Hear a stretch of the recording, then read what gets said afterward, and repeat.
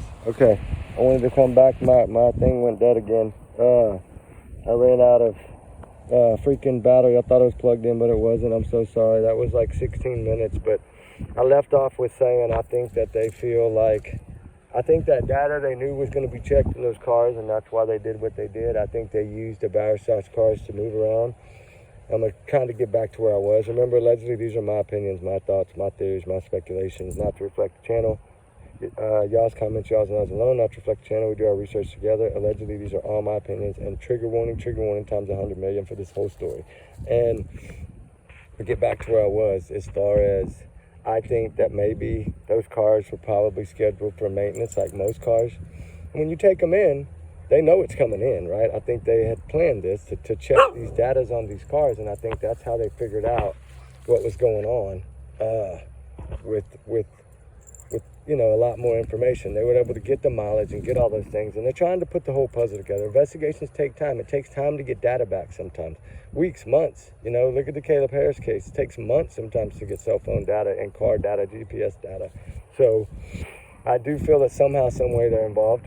I'm sorry, this is going to be two parts because my battery went dead. I'm so sorry, guys. I hope you understand. It's Christmas Eve, and I thought I had it plugged in. I had it in my pocket, but evidently it wasn't plugged in. So it freaking shut off at 16 minutes. I'm so sorry. But anyway, I do want to say, I feel like somehow, some way, these four were involved. I think that the alibis were Kathy and Terry helped them create their alibis. Because if you notice, all four of those people treated this young man not very nice. And we know that now from what's been said and what Nina said. And, you know, if it's fact, that's what we know, right? We're going by that they're telling us facts, you know, although they might not be. We have to, you know, that's why we have to say allegedly. But it somehow, some way, that's how it was. And I'm wondering who was going to be the one at the restaurant to switch cars. Was she waiting for somebody coming in Kathy's car to switch them out? Was she waiting for something like that? I mean, I don't know. But we know somehow, some way, they would have not used their own vehicles. And I don't know if I believe that Wi-Fi ping on Chris's truck happened, I think, Saturday or Friday. That's from what I understand. We don't know, but we know that he's trying to backtrack it, right? We do know that much. Because, of course, that sheds a whole different light of, I'm sorry, but I wasn't at work, right? Which I don't think anybody thinks he was at work anyway. I think he was there that morning early because whatever they did pushed him to a time limit where he knew he couldn't lay down because he wouldn't get up. So that's why I think he went to that crane early. And then I think he tried to stay as long as he could till they told him he needed to leave. Like, they probably said, it's your stepson, get home, right? Help your wife. Like, you know, because he probably didn't want to go because he didn't want to be no part of being there. And I mean, he knew he wasn't going to search for the kid. You don't search for something when you know where you put it, right? That's what they've always been saying this whole time.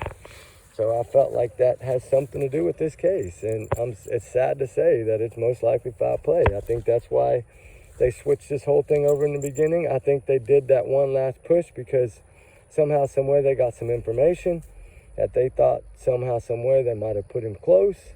And that's why they did that last push, is to make sure that he wasn't close. I think that was more of a tip than it was just them doing it. And, you know, they know now, I believe, that he's not in that area, which I've always thought he was somewhere halfway between Yogi Bear, Easy Days, and that park, halfway.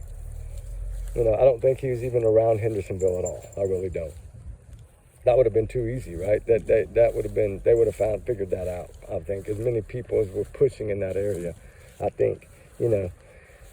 And I don't think they ever viewed him as a runaway, even when they said, once they found out he didn't have shoes on, which still doesn't make sense to me, but I think the reason is because she had to keep those shoes, so when she got back, she had to make a trail to throw those dogs off. I think that's why he didn't have shoes. And then once she got back from doing that early that morning before anybody got up, I think she snuck out there in the dark and used his shoes to go to that track construction site and go towards that retention pond to try to throw them off. And that's why all of his shoes were accounted for. I really feel that way. I thought that. I told y'all that months ago, that I think that she used those shoes to throw those dogs off. You know, military people work with dogs. They know that these dogs are smart. Way smarter than we give them credit for. We want to dog them and say sometimes it might not be worth a dang, but I think that cap, I really think that cap somehow, some way had a scent, and that's why that dog jumped in that pond, which I said that from the beginning too. So shout out to Narc Divers for finding the hat, because I always thought something was in that pond that had a scent, or there's no way that dog would have jumped in. Now, I don't believe that he put it there. I believe she put it there. And I believe she knew Sebastian's routes and knew which way he went, and that's why she kept his shoes and walked it. I really do feel that way, guys. Sorry, but I do. Y'all might hate me for it, but that's just how I feel. And it's going to be tough, guys. It's going to be really tough. And it's going to be hard. I don't think it's going to be hard to prove. I think they got a lot. They're just lacking maybe one or two things, or maybe they're waiting on a grand jury. Maybe, who knows what they're waiting on? They're waiting on something, right? And I just know that he did not deserve this. He didn't deserve to be treated that way. He didn't deserve to be hit with a belt. He didn't deserve any of that trigger warning. He didn't deserve any of that, guys. He really didn't. And it's heartbreaking to think of what he would have went through every day until Chris was kicked out of that home. That was like the only break that Sebastian probably got. But then he was probably still voicing control from over the damn phone. And here's those huge piles of leaves that we found that night, remember? We never really, what is that? Hold on, Ruby. What is that? Huh. I don't know if she's gonna check it out, but I don't know where these came from. But we're gonna finish up our search in here, but I did wanna finish this up today and, bring this to y'all, and hopefully it brings a little more understanding that I feel like somehow, some way, they're all four involved. And of course, it's my opinion only. But I do feel, and Ruby's opinion only, but I do feel that they set this up. I do. I think something, they knew that they were going to go to court in a few days, and they knew that Sebastian was going to testify. I really feel that he was the witness in that. I take that to heart when it was brought up. I do take it as seriously. I do think it's the only reason that he was approved to do it is because of CPS that was already existing, right? I do feel that way. So I think that's why they wanted to, I think that's why they knew they couldn't take a chance, because he was going to throw Chris under the bus and tell the truth. And he wouldn't have got Faith. He'd have lost custody of Faith.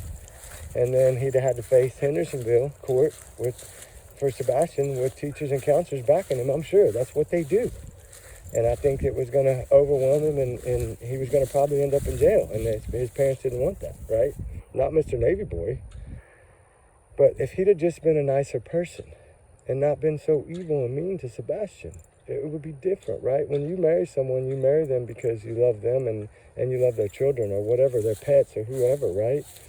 It's just sad the amount of, times that he's talked bad about this child and he's missing. That was the biggest red flag, right? I mean, to me, the shoes were the biggest red flag, and then not searching, of course, that really did it. When they left town, that really, really did it to me. Like, I felt like, okay, you're going to leave town and ghost this child, then you know exactly where he is. Whether he's put up somewhere and he's alive, which we all pray for, or something bad happened and foul play happened. And I think they're leaning more towards foul play than anything else. I think maybe the first 24, 48 hours, they thought he could have ran away. But I think after that, they realized that he didn't run away, in my opinion. So I'm going to try to do one tonight, too, to kind of put everything together I've talked about over the last 3 and just do one about everything, right? And I got my notes at the house. I don't have them here, so that's why I can't really go over all that stuff right now. But I will go over it tonight, and we'll take care of it, and I'll cover it with y'all, what I think on the dates and the times leading up to this date. What I think from that Thursday before all the way up until that Monday, what I think was going on. And because evidently, I think he came in Thursday night late, Mr. Prophet, and that he was there until Saturday and something happened, and that's why the teeth marks and bite marks and scratch marks were on there. I think he had gotten into a fight with Sebastian, and I think that Sunday was try to treat him extra special because she didn't want him to tell anybody what Chris had done that weekend to him. That's what I think happened. And I'm sorry, that's my story, and I'm sticking to it. But, as far as the video, Tinkerbell, which I've always said that's probably one of the only clues they had, I think somehow, some way, something was seen, either this. Let me go ahead and say, I was going to save it for tonight, but I'll go ahead and say it now. think about one thing. You know, she said she knew what he was wearing, right? Knew what he was wearing. Black sweatpants with a white stripe with a black sweatshirt. Think about it this way. What if, when she made that Tinkerbell video and talked about his flashlight, right? So just think about this, because nobody said this. Think about it. I'm going to say it for the first time here right now. And it might shock y'all, I don't know. But y'all might get where I'm going right now. I might have just rung a bell. But to me, and I was going to save it for tonight. You know what? I might as well save it. No, you know what? I'm just going to go ahead and bring it up and get it out there. But I'll talk about more tonight. Well, I think this. I think on that clip, God bless Sebastian's soul, I think that Katie had on black pants with a white stripe, a black hoodie of Sebastian's, his shoes. She went across that field to that car to make it look like it was Sebastian. And then she cut around, went by that retention pond, put his shoe, you know, took around the corner, went to that construction site with his shoes on, drug her feet around with his shoes on to leave the scent, went back up there to the retention pond, threw the hat in, came back around to the house after she jumped over the backyard. You know, she forgot. I think that's why she said flashlight, because when she came back to the house and jumped over after, I think, putting Kathy with Terry, I think she ran around with his shoes on and did all those things to try to create a big scent trail all around that property, and it didn't work as much as she thought it would work. But I think she's the one that had on the black sweatpants, the black sweatshirt, Sebastian's shoes, and that's why I've always said the shoes to me were number one. I've thought that since day one. I've never said it before. I'm saying it now.